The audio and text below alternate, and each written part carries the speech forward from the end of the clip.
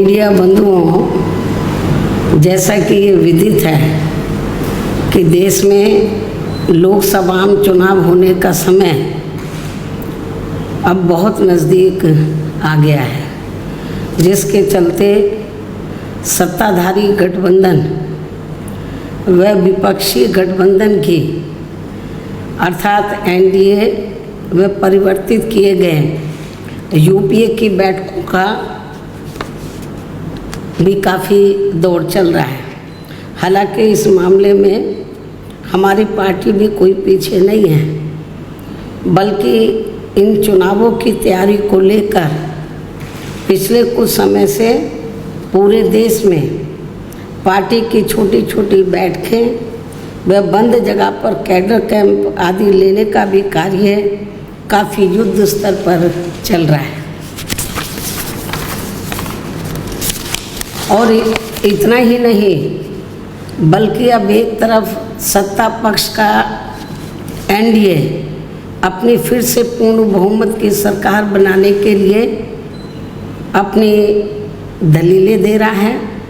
तो वहीं दूसरी तरफ विपक्षी गठबंधन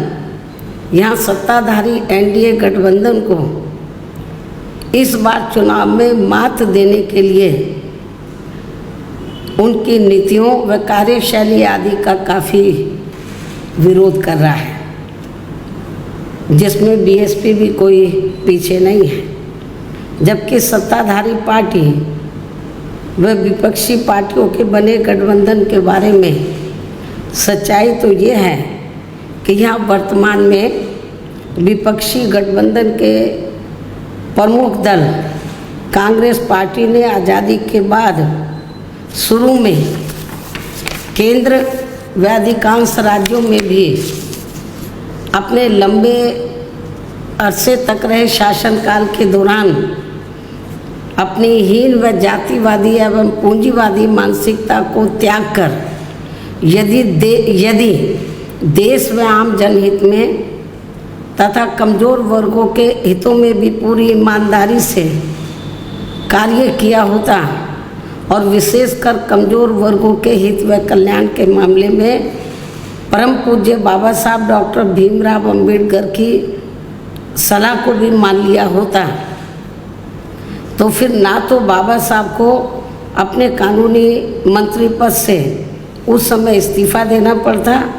तथा ना ही आगे चलकर कांग्रेस पार्टी को केंद्र व अधिकांश राज्यों की भी सत्ता से बाहर होना पड़ता तथा ना ही फिर कमज़ोर वर्गों के लोगों को मजबूरी में बीएसपी के नाम पर अपनी अलग से राजनीतिक पार्टी बनाने की ज़रूरत पड़ती। और अब ये कांग्रेस पार्टी अपनी जैसी जातिवादी व पूंजीवादी सोच रखने वाली पार्टियों के साथ गठबंधन करके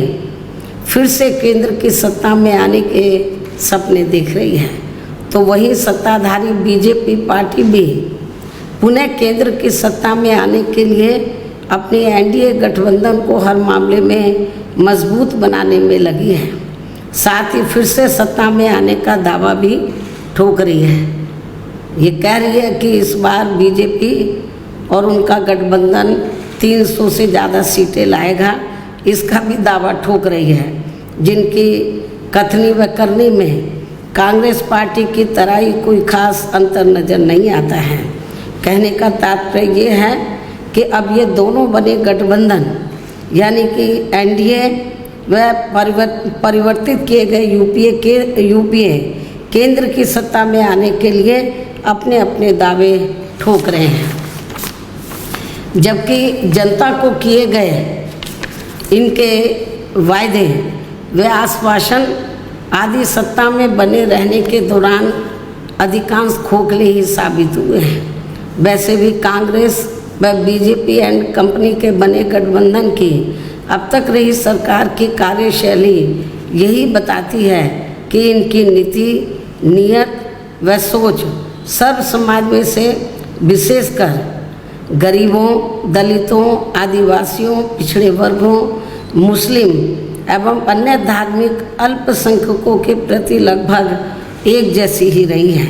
क्योंकि इन्होंने सत्ता में रहकर शुरू से इन वर्गों के मामले में अधिकांश कागजी खाना पूर्ति ही की है तथा ज़मीनी हकीकत में इनके लिए कोई ठोस कार्य नहीं किए हैं। लेकिन जब ये लोग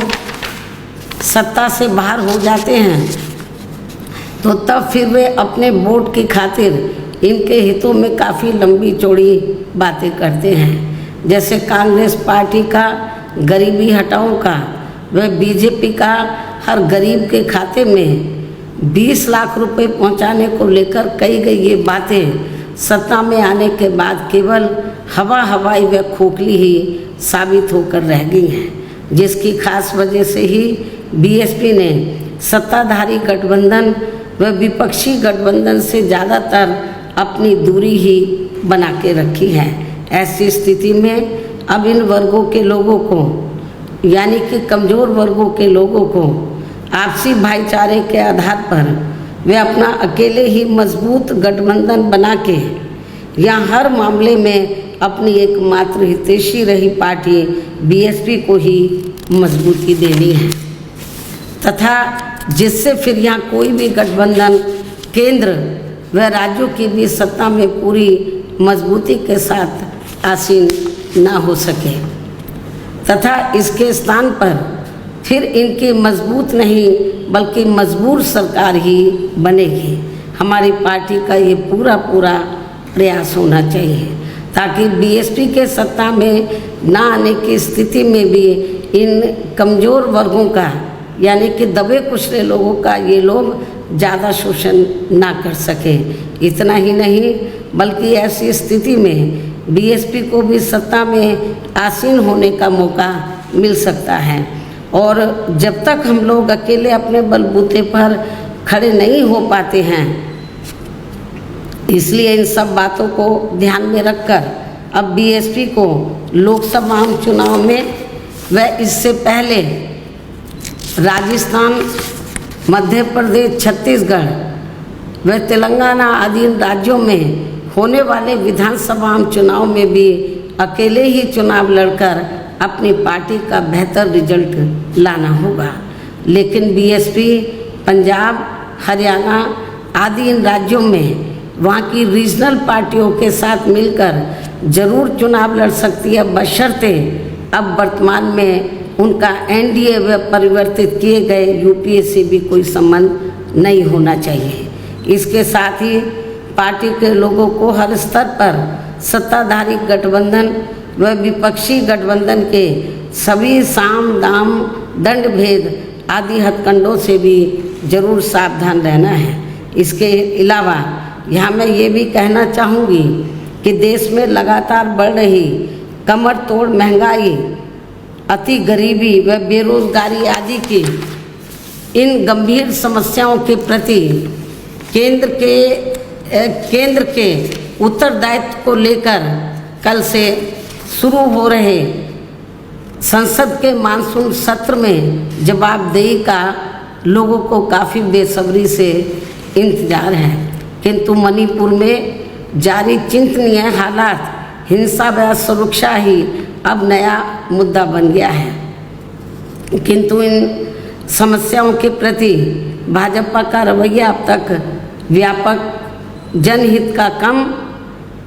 तथा अपने राजनीतिक स्वार्थ का ज़्यादा देखने को मिल रहा है, जिस कारण देश से जुड़े इन मामलों का जटिल बने रहना अति दुखद है। जबकि देश की प्रगति लोगों की उन्नति में ही निहित है, जिस पर पूरा ध्यान केंद्रित करने की भी सख्त ज़रूरत है।